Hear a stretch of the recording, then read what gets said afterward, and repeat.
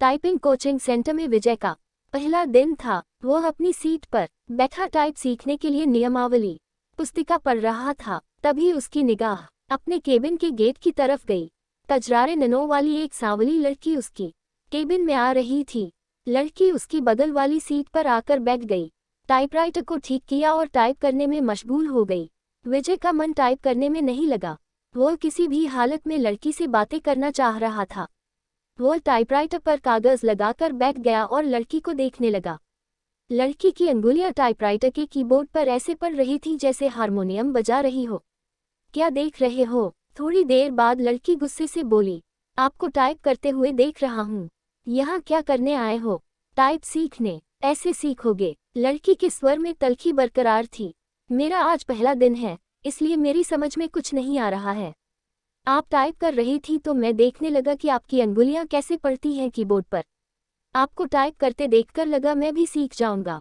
यदि इसी तरह मुझे ही देखते रहे तो आपकी यह मनोकामना कभी पूरी नहीं होगी। लड़की फिर टाइप करने में जुट गई। विजय भी कीबोर्ड देखकर टाइप करने लगा। टाइप करने में उसका मन नहीं लग रहा था। वे बेचैनी सी महसूस कर रहा था। 10 मिनट बाद ही उसने टाइपराइटर का रिबन फंसा दिया। रिबन तो फंसेगा ही जब ध्यान कहीं और होगा। लड़की उसके टाइपराइटर को थोड़ा अपनी ओर खींचकर रिबन ठीक करने लगी। इसी बीच रिबन नीचे गिर गया।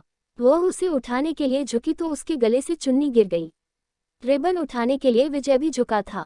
उसकी निगाह अकस्मात ही लड़की के उरोजों पर चली गई। वो सकपका गया। लो, ठीक हो गया, लड़की ने कहा तो उसकी चेतना लौटी। लड़की फिर टाइप करने में लग गई, लेकिन विजय का मन टाइप में नहीं लगा। वो लड़की से बात करने की ताक में ही लगा रहा। मन नहीं लग रहा है।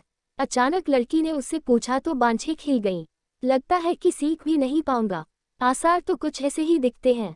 आपका नाम? विजय ने बात को बढ़ाने के लिए सवाल कर दिया। सरिता। अच्छा नाम है, लेकिन मुझे इस नाम से नफरत है। क्यों? कोई एक कारण हो तो बताएं। यह कहते हुए सरिता अपनी सीट से उठी और पस कंधे पर टांगते हुए केबिन से बाहर निकल गई। विजय उसे जाते हुए देखता रहा। उसके जाने के बाद उसने टाइपराइटर पर डाली।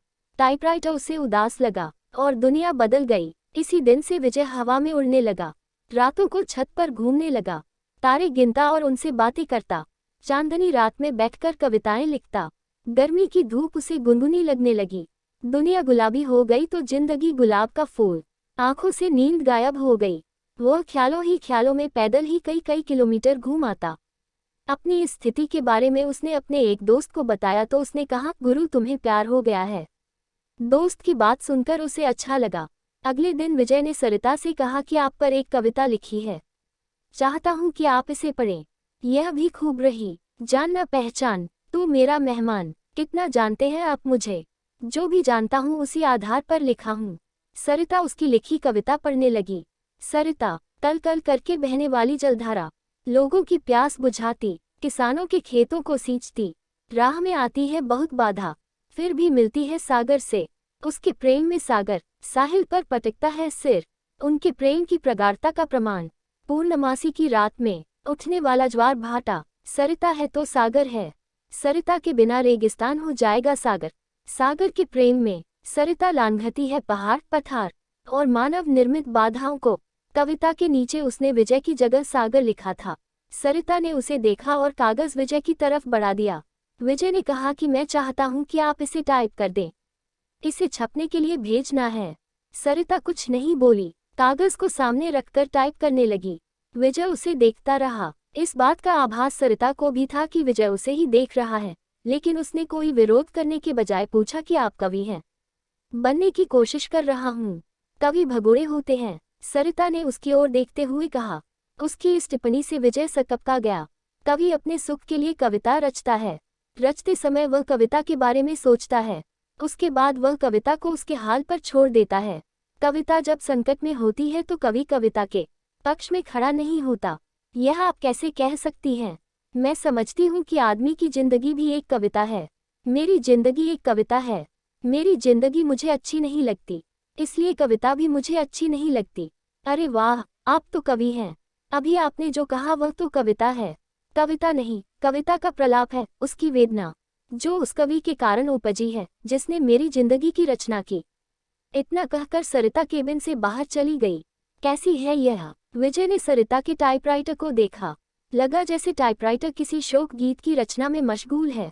प्यार की खुशबू। आज उन्होंने बातें अधिक की। उनके वार्तालाप को देखकर टाइपिंग इंस्टीट्यूट चलाने वाली मैडम ने उनके पास आकर कहा कि आजकल तो तुम काफी खुश हो सरिता। बदले में सरिता केवल मुस्कुराई। विजय भी मुस्कुराया। तो क्या मेरे प्यार की गंध इसे भी लग गई? अगले दिन सरिता जब इंस्टीट्यूट आई तो काफी सजी धजी थी। नया गुलाबी सूट पहने थी। बालों का स्टाइल बदला हुआ था। विजय को सरिता का यह बदला रूप अच्छा लगा। वो अपनी भावनाओं को दबा नहीं पाया। बोला, काफी सुंदर लग रही हो। जवाब में जब सरिता ने मुस्कुराते हुए थैंक यू का फूल जब उसकी तरफ फेंका तो उसकी इच्छा हुई कि वह खड़ा होकर नाचने लगे और जोर जोर से चिल्लाए कि उसे प्यार हो गया है। ग्रह नक्षत्रों की चाल। आदमी जब निराश होता है या फिर लक्ष्य के प्रति उसकी स्थितियां साफ नहीं होती हैं तो वह धर्म और ज्योतिषी की शरण में चला जाता है। विजय की भी हालत कुछ ऐसी ही थी। वह सरिता को चाहने लगा था, लेकिन सरिता भी उसे चाहती है यह स्पष्ट नहीं था। वह अपनी बेरोजगारी से भी परेशान था। घर वाले शादी के लिए अलग से दबाव डाल रहे थे। लिहाजा एक दिन वह ज्योतिषी के पास चला गया। नौकरी पाने के लिए वह ज्योतिषी से नुस्खे पूछता रहता है। उसने सोचा कि प्रेम पाने के लिए भी ग्रह नक्षत्रों की चाल जान ली जाए। नौकरी के लिए तो ज्योतिषी कभी कहता है कि आपकी कुंडली में कालसर्प दोष है, जो आपके शुभ कार्यों में बाधक है। इसकी शांति के लिए घर में मोरपंख रखें और प्रतिदिन उसे 2-3 बार अपने शरीर पर घुमाएं। सोमवार के दिन चांदी से बना सर्प का जोड़ा शिवलिंग पर चढ़ाएं। नित्य श्री गणेश जी की उपासना करें। धैर्यपूर्वक ऐसा करने पर ही रोजगार प्राप्ति की संभावना बनेगी। विजय ने अभी तक उसके बताए हर नुस्खे को आजमाया, लेकिन आज तक कोई संभावना नहीं बनी। शिकायत करने पर वह कह देता है कि आप पर भाग्येश शुक्र की महादशा चल रही है। शुक्र के बलवर्धन के लिए शुक्रवार के दिन 5.5 रत्ती का ओपल चांदी में जड़वाकर दाहिनी मध्यमा में धारण करें। पंडित जी, मेरी कुंडली में प्रेम है कि नहीं? है ना? बहुत है। कुंडली पर सरसरी नजर डालते हुए ज्योतिषी ने कहा, प्रेम विवाह का योग है, लेकिन कुछ बाधाएं हैं। प्रेम विवाह में क्या लफड़ा है? आप पर शुक्र की महादशा चल रही है, जो अशुभ फलप्रद है। गोचर में भी आपकी राशि पर शनि की 7.5 चल रही है। शनि शांति के लिए प्रत्येक शनिवार कुत्तों को सरसों के तेल से बना मीठा पराठा खिलाएं। ग्रह शांति के उपरांत ही प्रेम में सफलता की संभावना बन सकती है। सब ढकोसला है। इतने दिनों से आप एक नौकरी के लिए मुझसे क्या क्या नहीं करवाते रहे। मिली नौकरी, साला चपरासी भी कोई रखने को तैयार नहीं। भन आया हुआ विजय ज्योतिषी के कमरे से निकल गया। घर पहुंचते ही मम्मी कहने लगी, तुम्हारे पिता ने लड़की पसंद कर ली है। उनके दोस्त की बेटी है, बीए करके नौकरी कर रही है। तो मैं क्या करूं? शादी कर लो। बिना नौकरी मिले यह नहीं हो पाएगा। फिर तो पूरी जिंदगी कुंवारे ही रह जाओगे। बीवी की कमाई खाने से तो कुंवारा रहना ही अच्छा है। कहते हुए विजय अपने कमरे में चला गया। जिंदगी आसान नहीं। 1 सप्ताह तक सरिता टाइपिंग स्कूल नहीं आई। विजय रोज आता रहा और निराश होकर वापस घर जाता रहा। 8वें दिन सरिता के आते ही वो पूछा बैठा कि 1 सप्ताह आई नहीं। जिंदगी में बहुत दिक्कतें हैं, कहते हुए सरिता अपनी सीट पर बैठ गई। क्या हो गया? मेरी बहन जो बीए कर रही है किसी लड़के के साथ चली गई। दोनों बिना शादी के ही एक साथ रह रहे हैं। ऐसा क्यों किया? उसका कहना है कि यदि वह ऐसा न करती तो उसकी शादी ही नहीं हो पाती। मतलब हमारे घर के आर्थिक हालात। इतना कहकर सरिता चुप हो गई। मुझे नहीं लगता कि आपकी बहन ने गलत किया है। आज की युवा पीढ़ी विद्रोही हो गई है। वह परंपराओं को तोड़कर नई नैतिकता गढ़ रही है। समय के साथ सब ठीक हो जाएगा।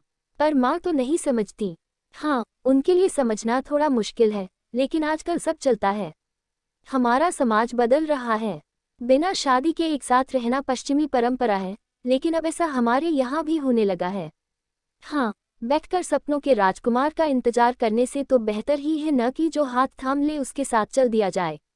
चाहे 4 दिन ही सही, जिंदगी में बहार तो आ जाएगी। विजय को लगा कि कह दे कि फिर तुम मेरे साथ क्यों नहीं चलती। हम शादी कर लेते हैं, पर वह कह नहीं पाया। जानते हो, मेरी एक बहन 12वीं में पढ़ रही है। उसका भी एक लड़के से प्रेम चल रहा है।